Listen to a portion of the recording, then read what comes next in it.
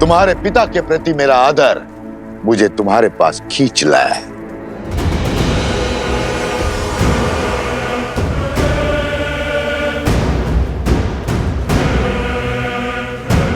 असुर आदर से नहीं, स्वार्थ से आते हैं। स्वार्थ हो या भूख, मैं शांत करने आया।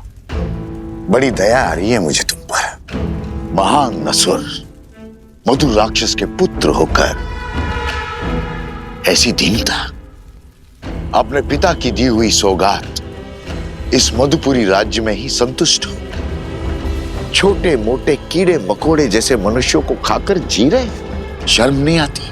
स्वार्थ आज भूख का बहाना बन के आया है।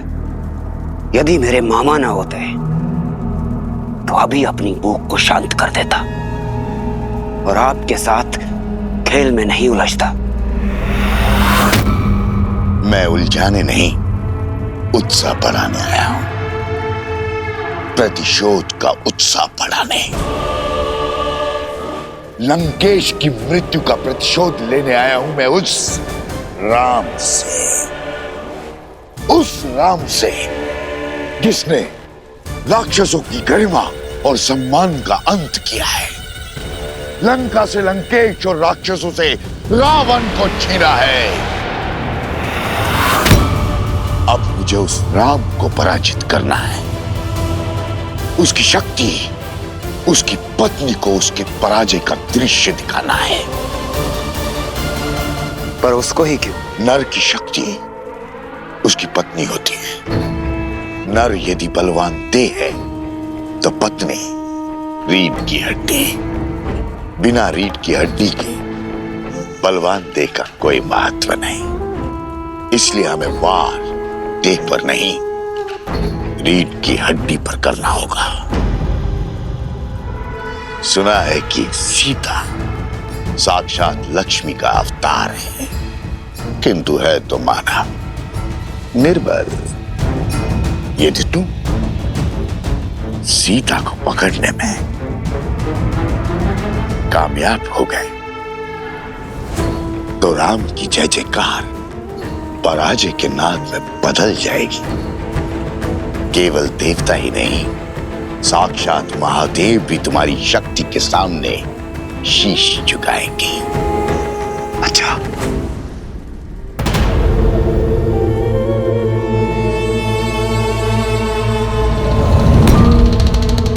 राम राज्य की स्थापना हमारी पराजय है। हमें राम राज्य की स्थापना को रोकना होगा। इसलिए सीता मुझे जीवित चाहिए, जीवित। यदि किसी तरह सीता पुनः अयोध्या की सीमा लांघने पे विवश हो जाए नहीं, तो प्रजा का विश्वास टूट जाएगा। सिया राम का त्याग लोगों को ढूंढ लगेगा और फिर पुनः होगी अग्नि परीक्षा।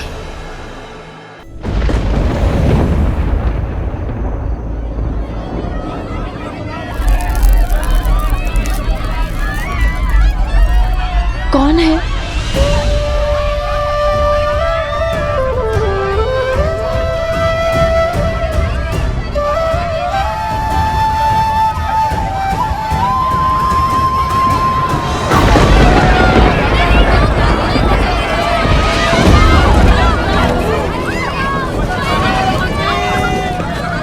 हमारी सहायता कीजिए, हमारे घर जल रहे हैं। यहाँ पे शरण लीजिए।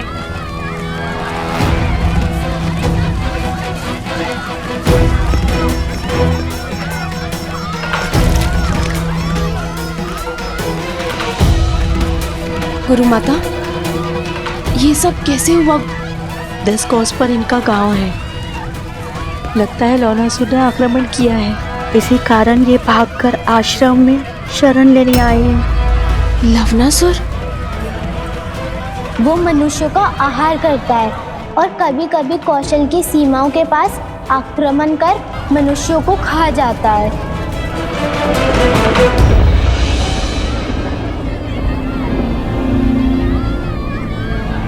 श्री राम। सीते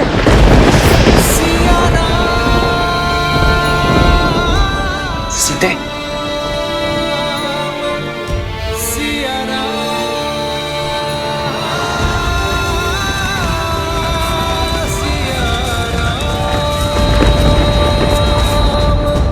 महाराज की जय। अभी अभी सूचना मिली कि वन में लवणासुर ने ऋषियों और आश्रमों पर आक्रमण कर दिया है।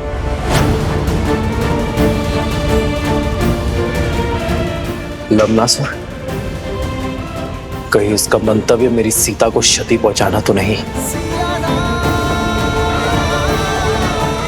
वन देवी, मैंने सुना है यहाँ पर किसी लवणासुर का प्रकोप है। क्या वो हम सबको मार देगा? मेरी माता को भी?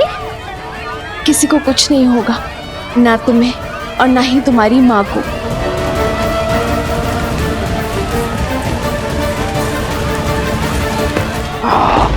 किसी को नहीं छोड़ूंगा, सबको मार डालूंगा।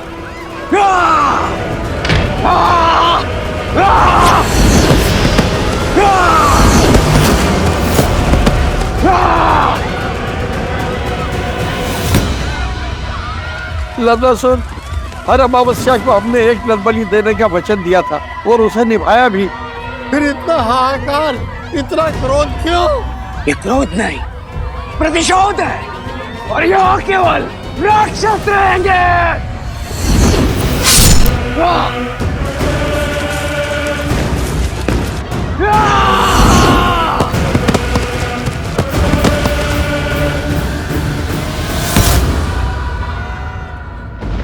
बहुत बड़ा विघ्न आ पड़ा है श्री राम।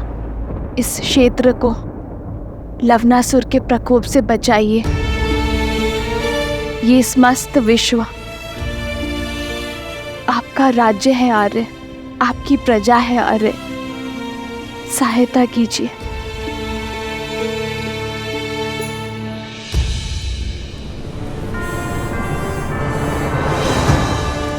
उत्तर की ओर यहां मधुपुरी नाम की एक नगरी है। लवणासुर यहां अधर्म का राज चलाता है, परंतु अचानक उसने इसके समीप बसे कोसल राज्य की सीमा क्षेत्र पर आक्रमण किया है। वहां वो वनवासियों को मार रहा है। गांव के गांव खाली हो रहे हैं। हमें शीघ्र अतिशीघ्र कुछ करना होगा। पाप की शक्ति पुण्य से सदा कम होती है। मधुपुर की प्रजा की सहायता के लिए भैया के आशीर्वाद से लवणासुर से युद्ध करने मैं जाऊंगा। अयोध्या का सेनापति मैं हूं, इसीलिए लवणासुर से युद्ध करने के लिए भी मैं ही जाऊंगा। नहीं भैया, ये अवसर मुझे दीजिए। भरत भैया 14 वर्ष तक आपकी सेवा का लाभ उठा चुके हैं। लक्ष्मण भैया आपकी ढाल बनकर रहे हैं। आपके साथ भीषण युद्ध लड़े उन्होंने। कृपया मुझे लवणासुर को मारकर अपनी प्रजा की रक्षा और पराक्रम के प्रदर्शन का अवसर दीजिए।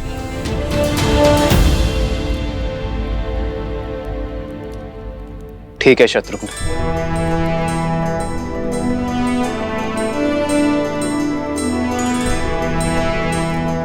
कूच की तैयारी करो शत्रुघ्न।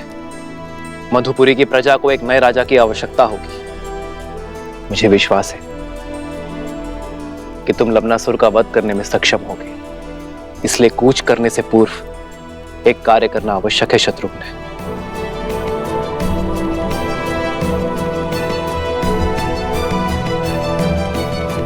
तुम्हें कुटिया में ही विश्राम करना चाहिए। ऐसी अवस्था में तुम्हारा बाहर आना उचित नहीं है। कैसे रुकती गुरु माता? केवल अपने बारे में ही नहीं, समाज और संसार के बारे में भी तो सोचना है। भगवान वाल्मीकि के आदेश अनुसार भारद्वाज ऋषि यज्ञ आरंभ करेंगे लवणासुर की शक्तियों को कम करने। हाँ गुरु माता, तपस्वियों का कर्तव्य है यज्ञ और प्रार्थना करना।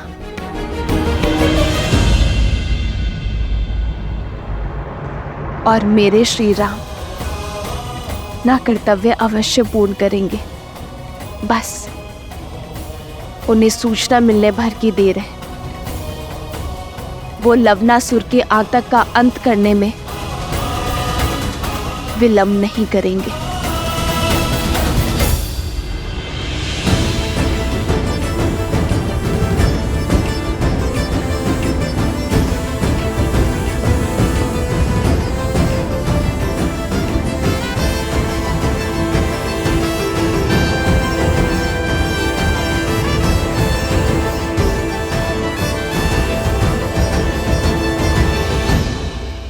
आज से शत्रुघ्न मधु राज्य का राजा है। आज से उस क्षेत्र की रक्षा करना तुम्हारा धर्म है शत्रुघ्न। किंतु स्मरण रखना, एक न्यायप्रिय राजा किसी अन्य प्रजा पर अकारण युद्ध नहीं थोपता। अपनी प्रजा पर संकट आने पर वो युद्ध करने से पीछे नहीं हटता। मधुपुरी महाराज शत्रुघ्न की, मधुपुरी महाराज शत्रुघ्न की। शत्रुघ्न, मधुपुरी क्षेत्र की स्थापना लवणासुर के पिता मधुराक्षस ने की थी। उसके तप से प्रसन्न होकर महादेव ने उसे अपनी त्रिशूल से भी अधिक शक्तिशाली त्रिशूल वरदान में दिया था। उसकी मृत्यु के बाद मधुराक्षस ने यही त्रिशूल अपने पुत्र लवणासुर को दिया। उस त्रिशूल की शक्ति से लवणासुर ने तीनों लोकों में हाहाकार मचाया। उसकी प्रजा उससे अत्यंत भयभीत है शत्रुघ्न। अब तक तो वो शांत था, किंतु अब उसके प्रकोप ने हर सीमा लांघ दी है। हमारी राज्य के सीमा के निकट प्रहार करने का दुस्साहस किया, प्रजा को कष्ट पहुंचाया। अब तुम्हें इसका प्रतिघात लेना होगा। यशस्वी भव।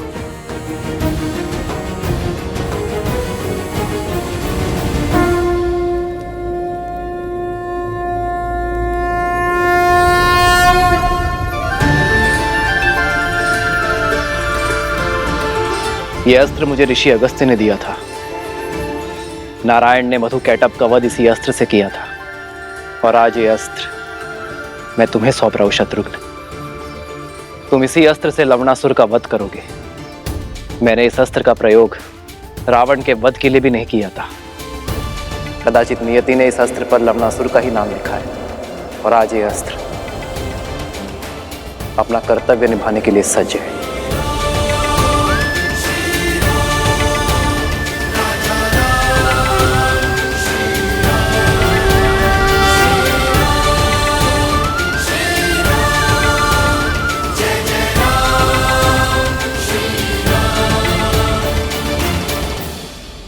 विजयी भव।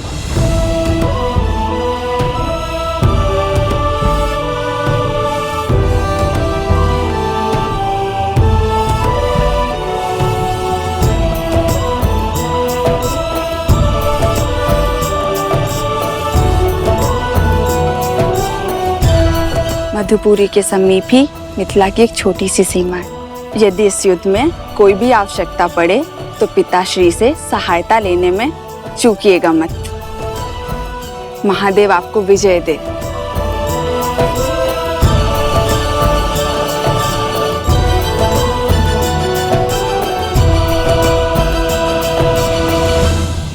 भगवान वाल्मीकि का आदेश है, सभी आश्रम जनों को अनुष्ठान में बैठ मंत्रोच्चार करना है। ओम शांति शांति स्वाहा।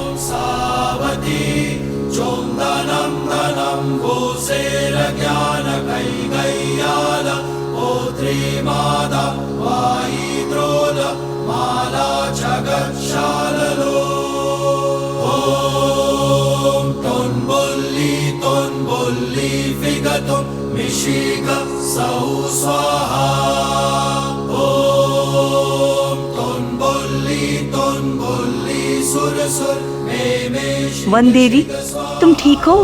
लगता है प्रसव की पीड़ा आरंभ हो गई है। इन्हें कुटिया में जल्दी ले जाने का प्रबंध करो।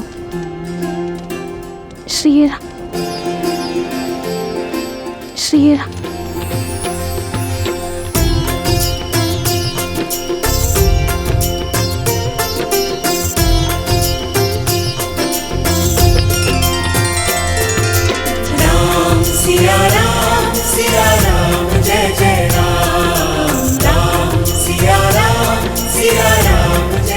ये कैसा संकेत है? मेरी सीता ठीक तो है? मुझे मेरे आराध्य की मूर्ति दे दीजिए।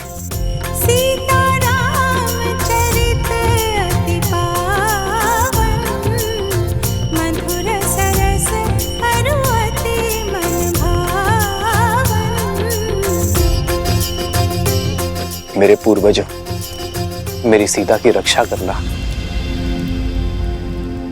तुम्हें कुछ नहीं होगा सीता। श्री राम, श्री राम।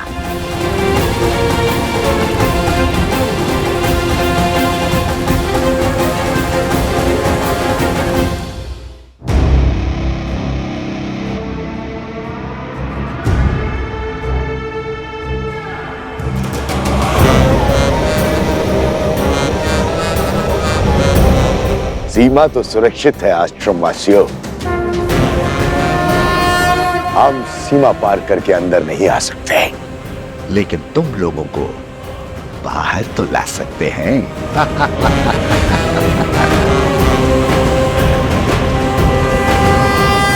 हम आश्रम में इतना धुआं भर देंगे कि तुम्हें बचने के लिए बाहर आना ही होगा।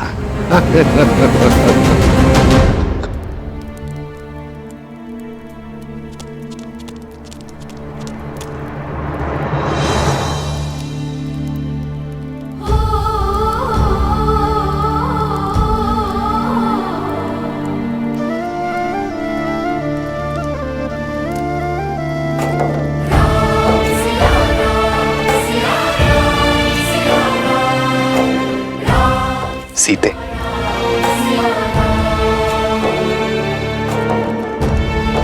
प्रतीत होता है हमारे वंशज के जन्म लेने की शुभ घड़ी आ गई है। श्री राम। हे महादेव, सीता पर, मेरी होने वाली संतान पर अपनी कृपा दृष्टि बनाए रखना।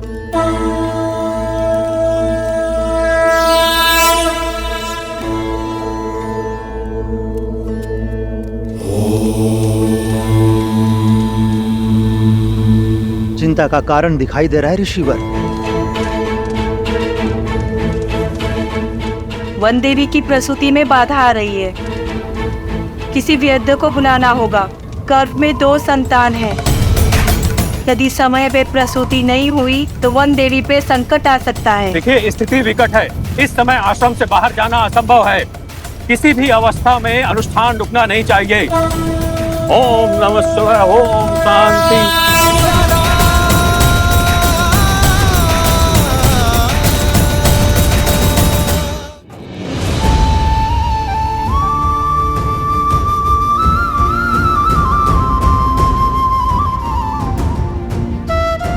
श्री राम, श्री राम।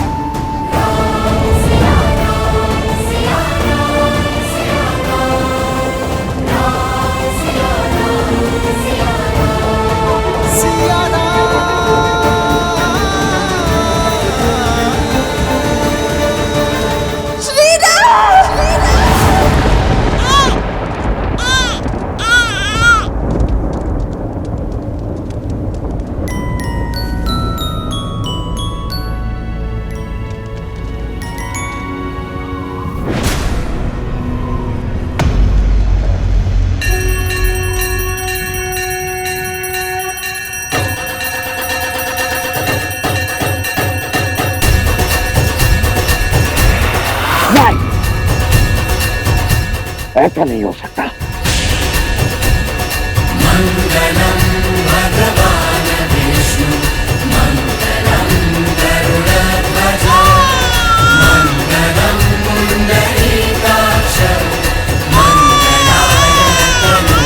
बधाई हो वनदेवी, पुत्र जन्मे हैं। 2 सुंदर पुत्रों की माता बनी है तुम।